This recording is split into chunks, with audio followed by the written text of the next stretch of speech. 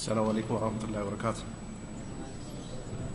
إن الحمد لله نحمده ونستعينه ونستغفره ونستهديه ونعوذ بالله من شرور أنفسنا ومن سيئات أعمالنا من يهده الله فلا مضل له ومن يضلل فلا هادي له وأشهد أن لا إله إلا الله وحده لا شريك له وأشهد أن محمدا عبده ورسوله صلى الله عليه وعلى آله وأصحابه وسلم تسليما كثيرا. أما بعد تكبرات الله باريوች ዛሬ ያስኳት ርዕስ الإسلام يهدم ما قبله የሚል ነው። እስላም ከእስልምና በፊት ሲሰሩ የነበሩ ጸያፍ የሆኑ ነገሮችን ያብሳል። አላህ Subhanahu Wa Ta'ala ለባሪያዎቹ ማርታን የሚያገኙበትን መንገድ ዘርግቶላቸዋል። የአላህ ነብይ አለይሂ ሰላቱ ወሰለም ሰሃቦቻቸውን በተለያየ ብስራት ያበስሯቸው ነበር። አንድ ሰው ጸያፍ የሆነ ነገር ሲሰራ ተስፋ ቆርጦ ከእስላም እንዳይወጣ እንዲሁም ደግሞ ሸይጣንን ተከትሎ ወደ ጀሃነም እንዳይወርድ አላህ የእዝነት በሮቹን ክፍት አድርጓቸዋል። ተውባ አይቋረጥም። ሂጅራ ስደት እስካልቆመ ድረስ የአላህ የተውበት በሮች ዝግ አይሆኑም ማለት። እንዲሁም ተውባም አትቋረጥም።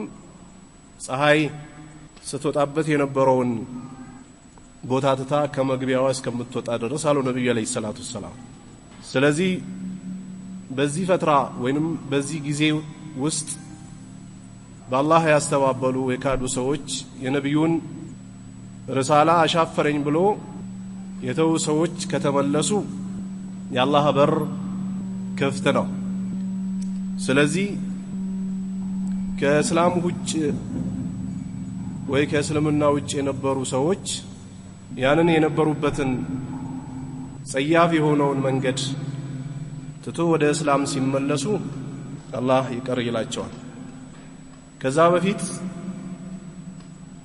እስላም ማለት ምን ማለት ነው የሚለውን ባጭሩ ስንመለከት ጅብሪል መልእስላም ዋላቸው ለነብያችን አለይሂ ሰላቱ ወሰለም። እስላም ማለት ምን ማለት ነው? الإسلام أن تعبد الله አሉት ነብዩ አለይሂ ሰላቱ ወሰለም። እስላም ሲገለጽ እንዳጠቃላይ አላህን ማምለክ ነው። ሰማይን ወይ ሰማያቶችና ምድራቶችን የፈጠረው የሆነው ጌታ ማምለክ ነው አሉት ነብዩ አለይሂ ሰላቱ ወሰለም። ወላ تشرك به شيئا በዚህም ማምላክ በአላህ ላይ ምንም አይነት ነገር ላታጋራበት ነው። አላህ ሁሉን ሰሪ የሆነ ጌታ ነው። የሁሉንም ድምጽ መስማት የሚችል የባሪያዎችን ችግር መቅረፍ የሚችል ጌታ ነውና በአላህ ላይ ምንም ላታጋራበት ነው አሉት። ወቱቂም الصلاة በአላህ ከታመነ በኋላ በነብዩ አለይሂ ሰላቱ ወሰለም መልእክተኛነት ከተወሰነ በኋላ እንግዲህ እጅን አጣጥፎ መቀመጥ የለምና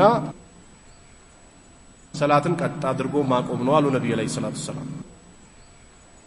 አርካኑን ዋጅባቱን ሱነኑን ሰላትን የሚያሟሉና የሚያጓድሉ ነገሮችን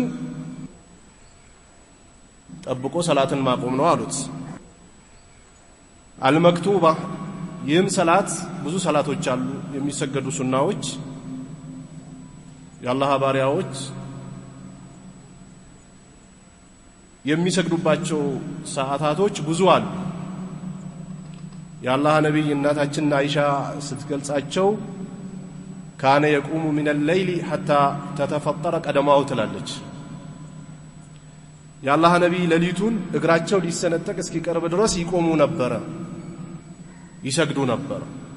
ቁም الليل إلا قليلا አላቸው አላህ ሌሊቱን ቁም ትንሹ ሲቀር አላቸው በዚህ መካከል እናታችን አይሻ በነብዩ አሰጋገድና በነብዩ ኢባዳ አደራረግ በጣም ከመገረሟ የተነሳ ያ ነብይ አላህ ያለፈውን የሚመጣውን ወንጀል ምርሃለው አልፎም ጀነተል ፍርዶስን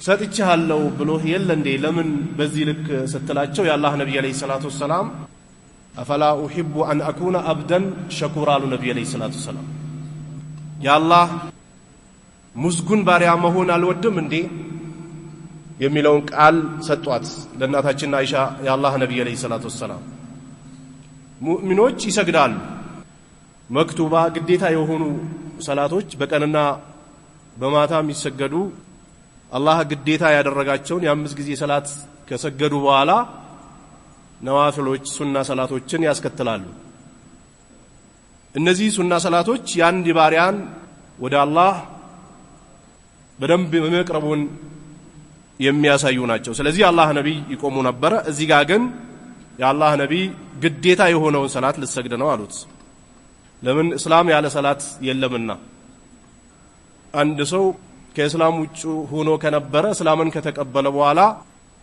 ሰላትን የማያቆም ወይ ሰላትን የማይሰግድ ከሆነ እስልምናው በራሱ ፉርሽ ይሆንበታል ወትወዲ الزكاه المفروض አሉ ነብዩ እንዲሁም ግዴታ የሆነውን ዘካተል ማል ልታወጣ ነው አሉት ይህ እስላም ከተመሰረተበት መሰረት አንደኛው ነው ሰዎች ገንዘብ በጣም ከመውደዳቸው የተነሳ ወይ ከመውደዳችን የተነሳ ያላህን ሐቅ ወይ የምስኪኖችን ሐቅ ብዙ ሀድም የሚያደርጉና የሚከለክሉ ሰዎች አሉ ይህ ግን ከባድ የሆነ ወንጀል ነው አላህ ዘንድ የሚያስጠይቅ አቂባ ተበላሽቶ ከዚህች ዓለም በኩፍር ለመሰናበት ሰበብ ከሚሆኑ አንደኛውም ዘካን መተው ነውና ስለዚህ አላህ ነብይ አለይሂ ሰላቱ ወሰለም ለምስኪኖች ወጪ የሚደረጉ ወይ ለቤተሰብ ወይ ለራስ ወይ ለተለያዩ ነገሮች ወጪ የሚደረጉ ገንዘቦችን ሳይሆን ግዴታ የሆነውንም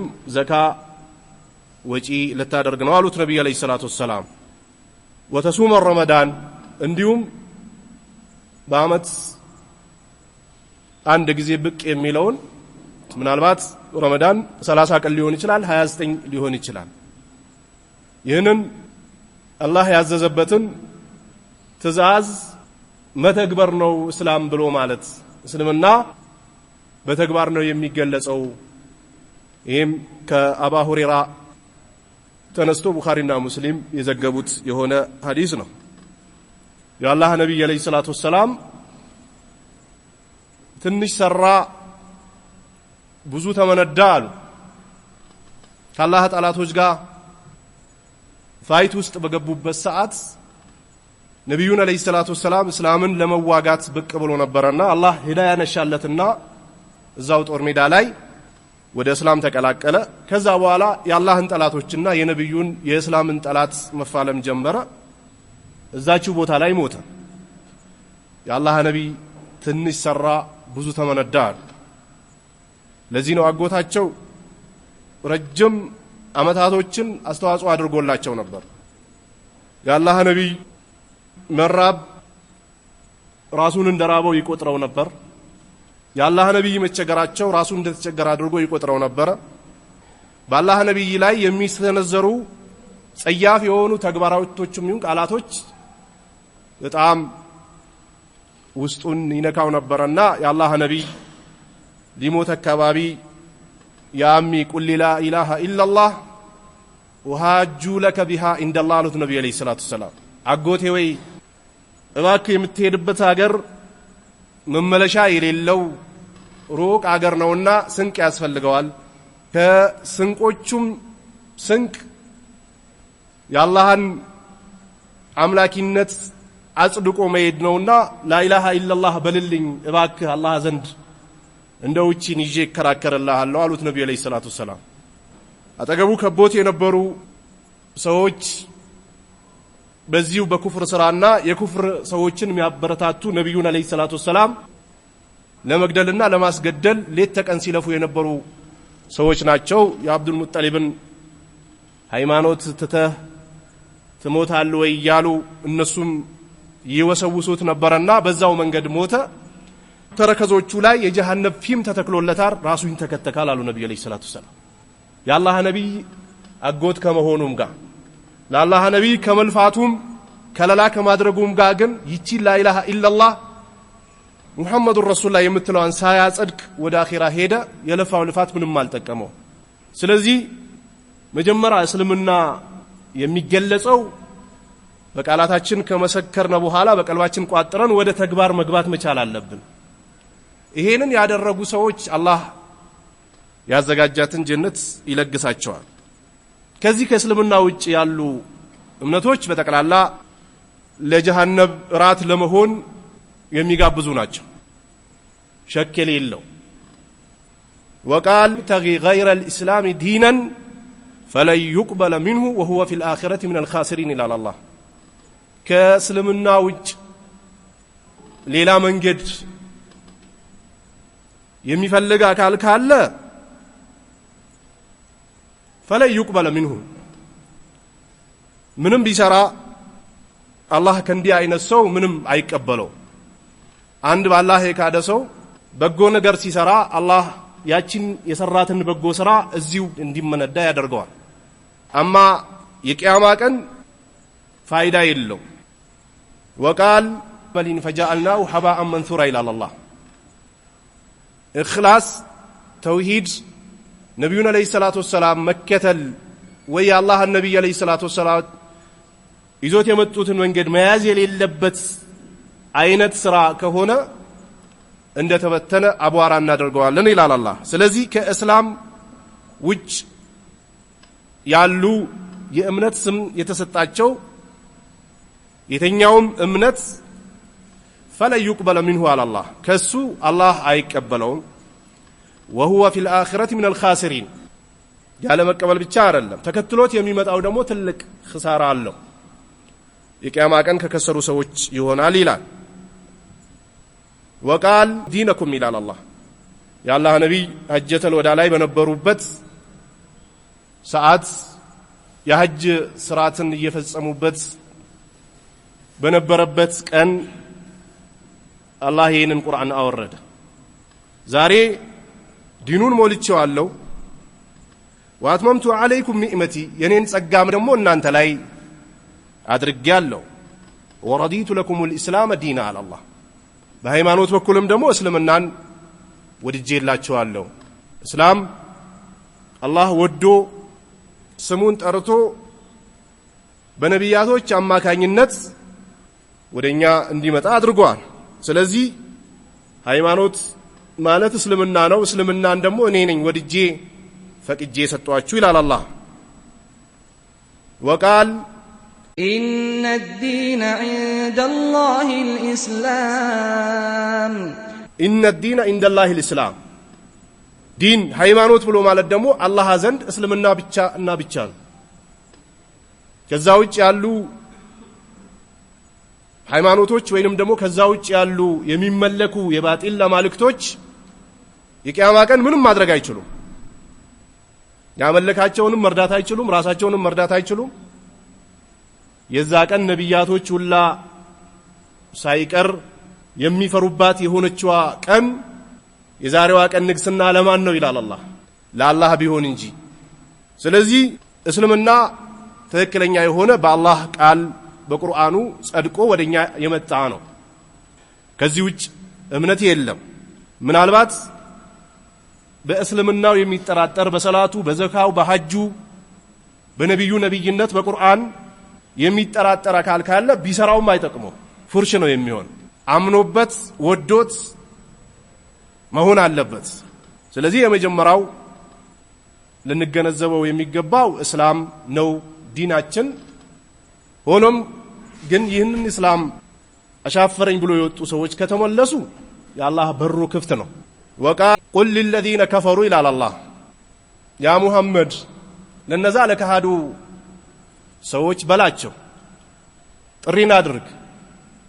ዳዕዋ ለሙስሊም መስጂድ ውስጥ ይደረጋል፣ ከመስጂድ ውጭም ይደረጋል፣ በአላህ ለካዱ ሰዎችም ጥሪ ይደረግላቸው።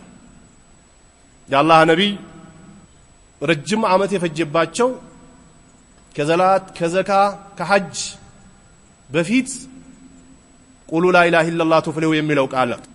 ወገኖቼ ወይ እባካችሁ ላ ኢላሃ ኢላላህ በሉ ነጃ ትወጣላችሁ።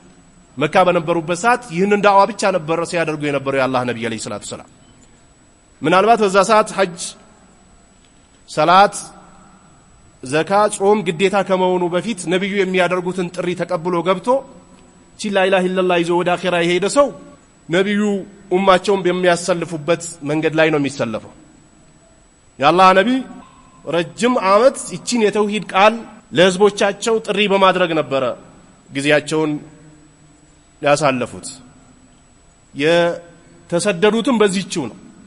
የተወለዱበት የተከበረው ሀገር መካ አላህ ቁርአን ላይ አቆላምጦ የጠራው መካ ነበር የአላህ ነቢይ የተወለዱት። ወደ ተውሂድ ጥሪ ያደረጉ የቅርብ ዘመዶቻቸውን አክስታቸውን በስም ጥሪ ያደረጉ እባካችሁ ላ ኢላሃ ኢላላህ በሉ፣ እስላምን ያዙ፣ ነፍሳችሁን ከጀሃነም ነፃ አውጡ እያሉ የአላህ ነቢይ ረጅም ዓመት መካ ላይ ጥሪ ያደረጉ። ከዛ በኋላ አዛው ጣጣው የካዲያን ጫና ሲበዛባቸው የአላህ ነቢይ አለይሂ ሰላቱ ወሰላም ስደት አደረጉ ወደ መዲና። የተወሰኑ ሰሃቦቻቸውን ከሰበሰቡ በኋላ እስላም የበላይ የሆነ ሲሄድና ትላልቅ ሰሃቦች ከጎናቸው ሲቆሙ ተመልሰን ወደ መካ እንግባና የአላህን ቤት አስከፍተን እንደገና የተውሂድ ዳዕዋ መቀጠል አለበት ከሚል አንፃር የአላህ ነቢይ ተመልሰዋል አለይሂ ሰላቱ ወሰላም። ስለዚህ ለካዱ ሰዎች በላቸው እየንተሁ ከተቆጠቡ ከተከለከሉ በአላህ ላይ የሚያጋሩትን ማጋራት ከተው ሳሊስ ሰላሳ ይላሉ፣ ኡዘይሩን ኢብኑላህ ይላሉ።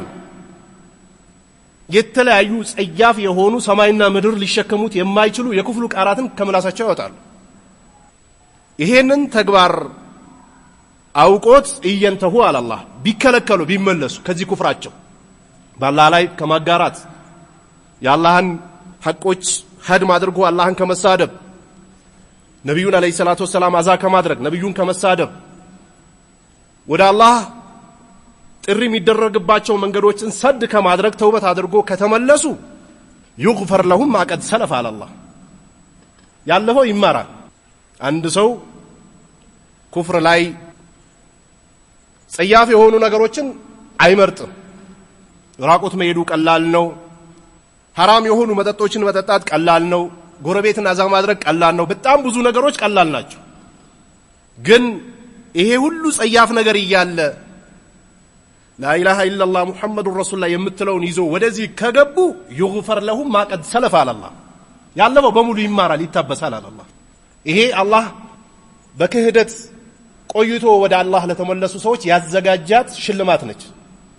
ምናልባት ለመሞት ወደ አኺራ ለመሄድ 1 ዓመት 2 ዓመት ወይ 1 ወር ወይ 2 ቀን 3 ቀን ሲቀረው ወደ እስላም ሲገባ يغفر لهم ما قد سلف على الله ያለፈው ይማራል። ይሄ አዲስ ወደ እስላም ለሚገቡ ሰዎች አላህ የሰጣቸው ብስራት ወይንም ደግሞ የሰጣቸው ስጦታ ነው። ከዛ በፊት የነበሩበት መንገድ ጸያፍ ነበር። ከጸያፎች ጸያፍ በአላህ ላይ ቆርጦ መቀጠል ነበር። አላህ ሁሉን ነገር ማድረግ እየቻለ ሰማያትና ምድርን ፈጥሮ ሲያበቃ በእናት ማህፀን ውስጥ ያለምንም ክፍያ ተንከባክቦ አላህ ለዚህ ደረጃ አብቅቶ ሲያበቃ ለድንጋይ ለቀን ለእንጨት ለተለያየ ለግዑዝ ነገሮች ሲሰግድ ወይንም ደግሞ ሲሳለም ወይ ሲፈራ ሲከጅን ነበር አይደል? እየንተሁ ይغفر لهم ما قد سلف على الله ከተከለከሉ ከተመለሱ አላህ ይቅርላቸዋል አለ። እየተመዘዘ ይሄ ነበረብህ ስለዚህ ይሄ ስላለ እምነትህ ልክ አይደለም አይባል። خلاص እስላምን ይዞ ከገባ ወይ ወደ እስላም ከገባ ከዛ በፊት የነበረው ነገር ይታበሳል። ካይንም መንካል ዑለማዎች ወይ የእስላም ሊቃውንቶች እጅማዕ ያደረጉበት ነገር ነው። የተለያየ ጸያፍ ነገሮች ሲጨማለቅ የነበረ ሰው ወደ ላ ኢላሃ ኢላላህ ሲገባ ንጹህ ሰው ይሆናል። የአላህ ነብይ አለይሂ ሰላቱ ወሰላም መን ሐጀ ወለም የርፉት ወለም يفسق رجع كيوم ولدته امه አሉ ነብዩ አለይሂ ሰላቱ ሰላም እስላም ላይ ሆኖ ነፍስያና ሸይጣን አሉና የተለያየ ማስያዎች ውስጥ ልንገባ እንችላለን ሆነውም ግን አላህ እስላም ውስጥ ሆኖ ጠያፍ የሆነ ነገር ለሚሰሩ ሰዎች በሩን ክፍት አድርጓል ሐጅ አድርጎ በሐጅ ስነ ስርዓት ጠያፍ የሆኑ ንግግር ፋህሻ የሆኑ ንግግሮችን ሳይናገር ሐጁን አድርጎ የተመለሰ ሰው ረጃአ ከየውሚ ወለደቱ ኡሙ አሉ ነብዩ አለይሂ ሰላቱ ሰላም ልክ በእናቱ ሆድ ውስጥ በንጹህ ጨርቅ እናቱ ጋር አርፎ እንዳለ ህፃን ሆኖ ይመለሳል አሉ ነብዩ አለይሂ ሰላቱ ሰላም ይሄ ሐጅ ለሚያደርጉ ሰዎች አላህ የሚሰጣቸው ስጦታ ነው አተውበቱ ተጁቡ ማቀብለሃ የሰው ዕዳ ካለበት ዕዳውን ከከፈለ በአላህ ላይም ጸያፍ የሆኑ ነገሮች ሲሰራ ከነበር ያንን ነገር ካቆመው ወደ መስጊድ ወደ መድረሳ ወደ ኢማን ከተመለሰ አተውበቱ ተጁቡ ማቀብለሃ አሉ ነብዩ አለይሂ ሰላቱ ሰላም ተውባ በራሱ ያለፈውን ነገር ያብሰዋል ያጠፋዋል አሉ ነብዩ አለይሂ ለዚህ ነው ዑለማዎች ኢትፋቅ ተደርጓል ይላል ከወንጀልም እስላም ውስጥ ሆኖ ከወንጀልም የተመለሰ አካል አይተችም ይላል አላህ ነው ቃል የገባለት የአላህ ነብይ የተናገሩት ንግግር የአላህ ቃል ነውና ወቃል እንጥቁ አኒል ሀዋ ኢን ሁወ ኢላ ወህዩን ዩሃ አላህ የአላህ ነብይ አንድችን ንግግር አይናገሩም ከጌታቸው የሚመጣ ወህይ ቢሆን እንጂ ስለዚህ የአላህ ነብይ ተውበትም ከተውበት በፊት የነበረውን ነገር ታበሳለች አሉ ከዚህም የበለጠው ደግሞ ከእስላም ውጭ የነበሩ ሰዎች ወደ እስላም ሲቀላቀሉ የነበረው ራቁት መሄድ የነበረው ዝሙት የነበረው መጠጥ የነበረው ለድንጋይ መስገድ የነበረው ነገር በሙሉ ይታበስላቸዋል እንኳን ደስ አላችሁ ተብሎ ይገባል ትላልቅ ሰሃቦች ይሄን ትተው ነው የገቡት ሲገቡ ማንንም አልተቻቸው አርሄቦ ተብሎ ነው የተቀበሉት ለምን ከእስላም ውጭ በነበሩበት ሰዓት የሰሩት ነገር ከኩፍሩ አንፃር ለአላህ ከሚያጋሩት ማጋራት አንፃር ምንም አይደለም ሰማይና ምድር ሊፈርሱ ይቀርባሉ ለአላህ ልጅ አለው ሲሉ የሚለውን ነገር ሲሉ የነበሩ ሰዎች ሲገቡ ይተዋል ይሄ አላህ ፈድልና ትሩፋት ነው አንዴ ተነካክታል አንዴ ነክታል ተስፋ የለህም ይባል ነገር የለም እስላም ላይ ግን ይቺ ሞት ይቺ ገርገራ ከመምጣቷ በፊት አንድ ሰው ተዘጋጅቶ ወደ እስላም መግባት አለበት መቼ እንደሚመጣ አይታወቅም ካመሸ ይነጋል ብለህ እንዳትጠብቅ ከነጋ ደግሞ ይመሻል ብለህ እንዳትጠብቅ አጀል መቼ እንደሚመጣ አይታወቅም ስለዚህ ወደ እስላም የገቡ ሰዎች ከእስላም በፊት የነበረው የወንጀል ክምችት ወይም ደግሞ የወንጀል ማአት ይغفر لهم ما قد سلف ያለፈው ይማርላቸዋል አዎ ይማርላቸዋል ሲሰሩት ከነበረው ጸያፍ ነገር በአላህ ላይ ማጋራታቸው ከዛ በኋላ ያለው ነገር ታብሶላቸዋል ወደ እስላም ሲገቡ ንጹህ ሰዎች ናቸው አንድ ሰሃቢ ዙሙር ሰርታ ሆዷ ላይ ልጅ ይዛ ነበርና የአላህ ነብይ የአላህን ህግ አቆምብኝ ብላ መጣች ሰይጣንና ነፍስያዬን ተከትዬ ጸያፍ የሆነ ነገር ሰርቻለሁና የአላህን ህግ ደንብ አቁም ብላ መጣች ነብዩ አለይሂ ሰላቱ ሰላም ማጣራት ያለባቸውን አጣሩ ይቺ ሴት ዝሙት የሰራችው አግብታ ነውና ነብዩ ሲያረጋግጡ በይሂጂና ሆድሽ ላይ ያለው ልጅ ከሆድሽ ሲወጣ ነው ያሏት ነብዩ አለይሂ ሰላቱ ሰላም የአላህ ህግ ይፈጸማል ولا تزر وازرة وزر أخرى ولا تزر وازرة وزر أخرى ነውና አንድ ሰው ባጠፋ አንድ ደግሞ ህፃን መበደል የለበትም ምግብ እስኪጀምር ጠብቀው አሏት ነብዩ አለይሂ ሰላቱ ሰላም እስልምና ለእንስሳ ለሰው ለሁሉ ነገር ያዝናል እስላም ለእያንዳንዱ ነገር ደረጃ አስቀምጧል ምናልባት የገደሉ ሰዎች ሲገደሉ የሰው ልጆችን ህይወት ለመታደግም ጭምር ነው እስላም ያደረገው ታስሮ መፈታት ከሀገር ተባሮ የተሻለ ህይወት መኖር የተለያዩ ነገሮች ካሉ ግድያ አይቆምም ግን እስላም ሲተገበር ይቆማል ለምን በራሱ ህይወት ሊመጣበት ነው ነገር ግን የተለያዩ አማራጮች የሚሰጡት ከሆነ ምናልባት ያ አማራጭ ከነበረበት ሊሻለውም ይችላል አንዳንድ ሰዎች በረንዳ የሚያድሩ ከሆነ ወይ የዕለት ጉርሻቸውን ካጡ አንድ ሰው ገድሎ ይታሰራሉ ከዛ በኋላ ይቀለባሉ የተሻለም ህይወት ሊሆንላቸው ይችላል እስላም ግን ይሄን አይፈቅድም የሰው ህይወት ነውና መቀለድ አይቻልም ስለዚህ ይህ ልጅሽ ምግብ እስኪጀምር ጠብቂው አሏት መጣች ከዛ በኋላ ተቀጥቅጣ ትገደላሉ ነብዩ አለይሂ ሰላቱ ሰላም የአላህ ህግና ደንብ ነው ወላሂ ልጄ ብሰርቅ ኖሮ እጇን ቆርጧት ነበር አሉ ነብዩ አለይሂ ሰላቱ ሰላም በአላህ ዲን ድርድር የለም አሉ የአላህ ነብይ ተገደለች ከዛ በኋላ ተነሱ እንስገድባት አሉ ነብዩ አለይሂ ሰላቱ ሰላም ሰሃቦች ያ ነብይ አላህ ጸያፍ የሆነ ነገር ላይ ወጥቃ ዝሙት የሰራች ሴት ላይ እንዴት እንሰግዳለን ሲሉ የዚህ ሴትያ ተውበት መዲና ላይ ቢከፋፈል ለሰባ ሰው ይበቃ ነበር አሉ ነብዩ ሰለላሁ ዐለይሂ ወሰለም። ተውበት ከዛ በፊት የነበረውን ነገር ያብሳል። ለዚህ ሴትያ መገደሏ አብሶላታል ወንጀሏ፣ አትጠየቅበትም በዚህ ጉዳይ። ስለዚህ ከእስላም ውጭ የነበሩ ሰዎች ወደ እስልምና ሲገቡ አርሄቦ ብለን በንጹህ ጨርቅ ነው የምንቀበላቸው። ይህንን መንገድ ደግሞ ክፍት ያደረገላቸው በቡድንተኝነት ስለምንወዳቸው ወይ ሌላ ሃይማኖት ለቆ ስለመጡ ሳይሆን አላህ ነው ክፍት ያደረገላቸው። ምን በቢል ይንተሁ ይغفر لهم ما قد سلف على الله ከዛ ክህደታቸው ከዛ ጸያፍ ከሆነው ነገር ከተመለሱ ያለፈውን ነገር እምርላቸዋለሁ አለ። ወይ ይውዱ አለ ደግሞ ከተመለሱ ምናልባት አንዳንድ ሰዎች ሙስሊሞችና እስላምን ወይንም ደግሞ በእስላም ላይ ጥልቅ ዕውቀት የሌላቸው ሰዎችን ለመረበሽ አንዳንድ ታዋቂ የሆኑ ሰዎች ዛሬ ሰለምኩ ይሉና በማግስቱ ይመለሳሉ። እንደዚህ አይነት ሰው ራሱን ነው የሚጎዳው። በነብዩም ጊዜ ነበሩ። ለዛ ነው ቁርአን ላይ ሱረቱል በቀራ ላይ 3 አይነት ሰዎችን የጠቀሰው አላህ፣ ሙእሚንን፣ ካፊርን፣ ሙናፊቅን። ሙናፊቅ በእስላም ወይንም ደግሞ ውጫዊ እስላምን ግልጽ ያደርጋል፣ በውስጡ ግን ኩፍርን ነው ያዘለው። እንዲህ አይነት ተግባር የሚተገብሩ ሰዎች አሁንም ይኖራሉ። ሰለምነ ይሉና ልክ ሰለሙ ተብሎ ሲወራ አይ እስላምን አየሁት እስላም እንዲህ አይነት ሃይማኖት ነው ብለው ሽል ሲሉ ወኢየኡዱ አላህ ከተመለሱ የሚመለሰው ሊኖር ይችላል። በዛ ሰዓት ሙስሊሞች እስላም የሚጎዱት ነገር የለም ነፍሱን ካልሆነ በስተቀር።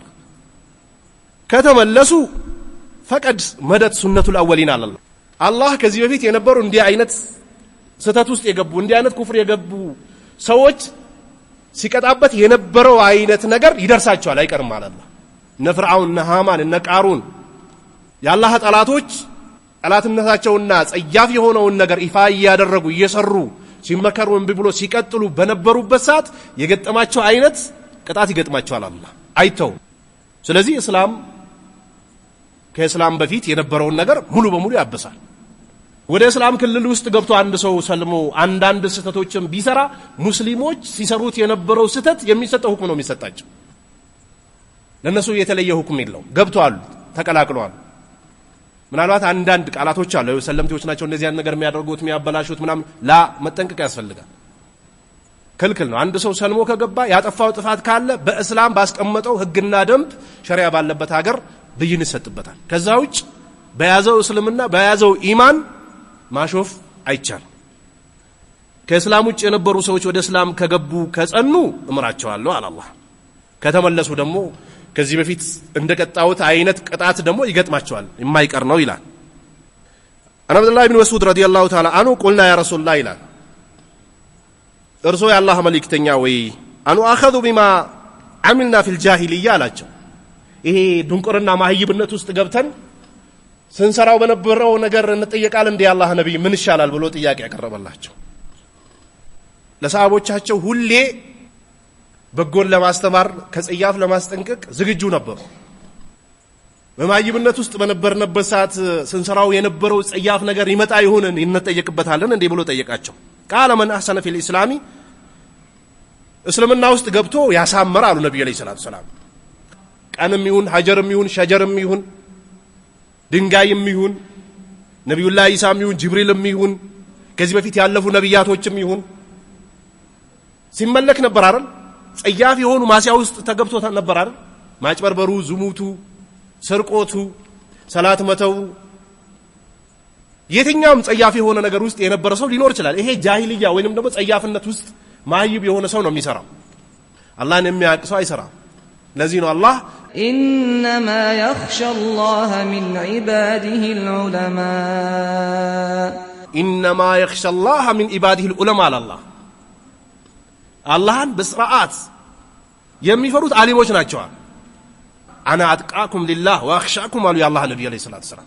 እኔ በጣም አላህን እፈራዋለሁ እጠነቀቀዋለሁ አሉ። ለምን? የአሊሞች አሊም ነብዩ ናቸው አለይሂ ሰላቱ ሰላም። የሙእሚኖች አለቃ ወይንም ደግሞ የሙእሚኖች በቀደምትነት የሚጠቀሱት የአላህ ነብይ ናቸው።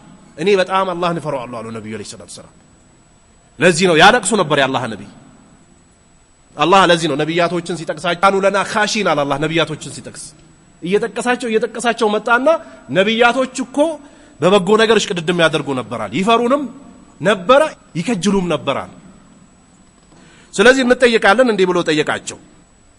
من أحسن في الإسلام لم يؤاخذ بما عمل في الجاهلية على النبي عليه الصلاة والسلام جهلنا وسط በነበረበት ሰዓት ሲሰራው በነበረው ነገር አይጠየቅም ወደ እስላም ከገባ በኋላ አሉ ነብዩ አለይሂ ሰላቱ ሰላም ومن أساء في الإسلام ይኸው የአላህ ነብይ ቁርአኑን አላህ የገለጸውን ሲገልጹት ወኢየኡዱ ፈቀድ መደት ሱነቱል አወሊን ያለው ነብዩ አለይሂ ሰላቱ ሰላም ومن أساء في الإسلام እስልምና ውስጥ ገብቶም እንደገና ወደ ጸያፍ የተመለሰ አሉ ነብዩ አለይሂ ሰላቱ ሰላም መጀመሪያ ሙስሊም ከነበሩ ምንም አይጎዳቸውም ወይ መጀመሪያ ሰጋጅ ከነበሩ ከዛ በኋላ ምንም አይጎዳቸውም መጀመሪያ የሆነ ነገር ከነበሩ ምንም አይጎዳቸውም የሚባል ነገር የለም አላህ የገለጸው ነብዩ አለይሂ ሰላቱ ሰላም ومن أساء في الإسلام እስላም ውስጥ ገብቶ ደግሞ ጸያፍን ነገር የሰራ ቁርአኑን ሀድም የሚያደርግ ነብዩ የለፉበትን ዲን ሀድም የሚያደርግ ነገር የሰራ አሉ أخذ بالأول والآخر አሉ ነብዩ በመጀመሪያው በመጨረሻውም ይያዛል በሁለቱም ይጠየቃል خلاص መጀመሪያ አንድ ሰው ዝሙት ሲሰራ ነበር ተውበት አድርጎ ከተመለሰ ወይንም ደግሞ አግብቶ ከነበረ ሸሪዓ ባለበት ሀገር ተቀጥቅጦ ከተገደለ አበቃ ይማራል ግን ሸሪዓ በሌለበት ሀገር ምናልባት ተውበት አድርጎ ወደ መስጊድ ወደ መድረሳ ከተመለሰ በኋላ ወደዛ የሚመለስ ከሆነ በመጀመሪያው ባሁንም ይጠየቃል ሁለቱም ይጠየቃል አሉ ነብዩ በሁለቱም ይጠየቃል አሉ ይሄ ሙተፈቁን አለይ ቡኻሪና ሙስሊም የዘገቡት ሐዲስ ነው እዚህ ቁርአንና የነብዩያችን አለይሂ ሰላቱ ሰላም ሐዲስ የሚያብራራው ከእስላም ውጭ ወይንም ደግሞ እስላምን ሳይረዳ አንድ ሰው ጸያፍ የሆነ ነገር ቢሰራ ወደ አላህ ከተመለሰ መስፈርቱን አሟልቶ አላህ ይተውለታል ያዘጋጃትንም ጀነት ይለግሰዋል በዚሁ መንገድ የነብዩን አለይሂ ሰላቱ ሰላም ሱና አጥብቆ ከያዘ የነብዩንም ሸፋ ያገኛል ያ የተዘጋጀውንም ደግሞ ሐውድ የነብዩን አለይሂ ሰላቱ ሰላም ይጠጣል አምሩ ብን አልዓስ ከመስለሙ በፊት አንዳንድ ጸያፍ የሆኑ ነገሮችን ሰርቶ ነበር ትልቁ ሰሃቢ በኋላ አላህ እስላምን ሊለግሰው ሲፈልግ ወደ ነብዩ መጣ ለሰልም ፈልግ ያለው አላቸውና እጁን ሰንዝሮ እንደገና መለሰ ምን ነው ሲሉት የአላህ ነብይ አለይሂ ሰላቱ ሰላም ኡሪድ አሽተርጥ አላቸው መስፈርት ማስቀመጥ ፈልጋለሁ አላቸው ከመስለሜ በፊት ሰሰራው የነበረውን ነገር አላህ እንዲሚረኝ መስፈርት ማስቀመጥ ፈልጋለሁ ለምን ሰሰራው የነበረው ነገር ጸያፍ ነገር ነው ብሎ አላቸው ነብዩ አለይሂ ሰላቱ ሰላም አማ ዓሊምት አሉት አታውቅም እንዴ አን الاسلام يهدم ما كان قبله አሉት እስልምና ከእስልምና በፊት የነበረውን ነገር ያብሳል አዎ ያብሳል አራት ነጥብ በአላህ የካዱ ሰዎች የሰለሙ ሰዎችን የተለያዩ ነገሮቻቸውን ምስጥራቸውን እናወጣለን እንዲና ያደርጋለን ሲሉ እንኳን አሁን በሰለሙ ሰዎች ይቅርና በነብያቶችም ስተት ይፈልጋሉ ነብያቶችንም ይሳደባሉ አላህንም ይሳደባሉ ቦታ አይሰጣቸው አንድ ሰው ከሰለመ ሰለመ ነው አታውቅም እንዴ እስላም እኮ ከእስላም በፊት የነበረውን ነገር ሙሉ በሙሉ እንዲታበስ ያደርጋል አሉ وأن الهجرة تهدم ما كان قبلها አሉ ነብዩ ሂጅራ ስደት ከኩፍር ሀገር ወደ እስላም ሀገር መሰደድ ሰላት ዘካ ሐጅ ኢድ አዛን በጀማ መስገድ እንዲህ አይነት የሚከለከልባቸው ቦታዎች ላይ ተነስቶ ወደ እስላም ሀገር መሄድ አለ ይህንን ሀገሩን የተወለደበትን ያፈራውን ንብረቱን ዘሩን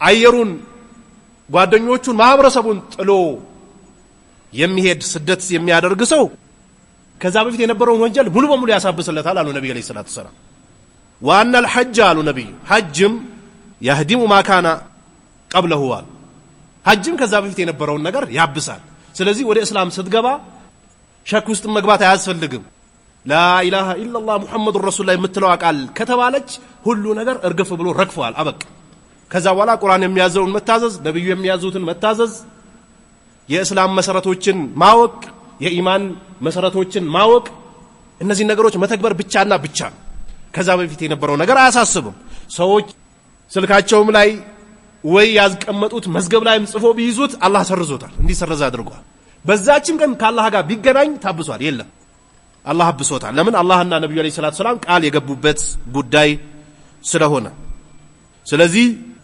እስላም ከእስላም በፊት ሲሰሩ የነበሩ ጸያፍ የሆኑ ነገሮች ሙሉ በሙሉ ያሳብሳል እንዲሁም ወንጀልም ሲሰራ የነበረ ሰው ተውበት ካደረገ ወደ አላህ ከተመለሰ መስፈርቶቹን ካሟላ ያ ተውበቱ ማዕሲያውን ወይንም ደግሞ የነበረውን ጸያፍ ነገር እንዲታበስለት ያደርጋል። ይህም ዋነኛው ወይንም ደግሞ ከፊት ለፊት ባንጋፋነት የሚጠቀሰው መጀመሪያ ላነሳላችሁ እንደሞከርኩት ተውሂድ ነው። አላህን በብቸኛነት ማምለክ፣ ከአላህ መከጀል፣ አላህን መፍራት፣ ሁለት እጆቻችን አንስተን አላህን ማርታ መጠየቅ። ለነብዩ አለይሂ ሰላቱ ሰላም እንደገና ጥሪ አድርጋላችሁ ኪታብ በላችሁ እናንተ የመጽሐፍ ባልተቤቶች ወይ ይሁዳዎችና ነሳራዎችም አሁንም ያሉ ሰዎች እዚህ ውስጥ ሄደው ይገባሉ። በአላህ የካዱ ሰዎች ወይ እስላም ውስጥ ነን ብሎ ደግሞ በአላህ ላይ የሚያጋሩ ከአላህ ውጭ ሌላ ነካል የሚፈሩ የሚሰግዱ የሚያርዱ የተለያዩ ጸያፍ የሆኑ ነገሮችን የሚሰሩ ሰዎችም እዚህ ውስጥ ይገባሉ። ቁል ያ አህለል ኪታብ እናንተ የመጽሐፍ ባልተቤቶች ወይ ተዓለው ኢላ ከሊመቲን ሰዋኢን በይነና ወበይነኩም በእናንተና በእኛ መካከል ወዳለችዋ እኩል ወደ ሆነችዋ ንግግር ኑ ብለህ በላቸው። በይነና ወበይነኩም በእናንተም በእኛ መካከል እሷም ምንድነች? አላ ናዕቡደ ኢላላህ ይሄው እቺ ነች።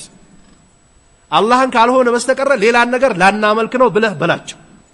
ደማቸው የፈሰሰው መካን ጥሎ መዲና የተሰደዱት የተለያዩ የጦርነቶች ስፍራ ላይ የተሳተፉት ነብዩ አለይሂ ሰላቱ ሰላም እቺን ላኢላሃ ኢላላህ የበላይ ያደርጋለሁ ብሎ መካ ላይ ያሉ ነብዩ አለይሂ ሰላቱ ሰላም ወደ እስላም ጥሪ ሲያደርጉላቸው እኛ መቼ አላህን ካድነ አቡዱሁም ኢላ ሊዩቀርቡና ኢላላህ ዙልፋ አሏቸው።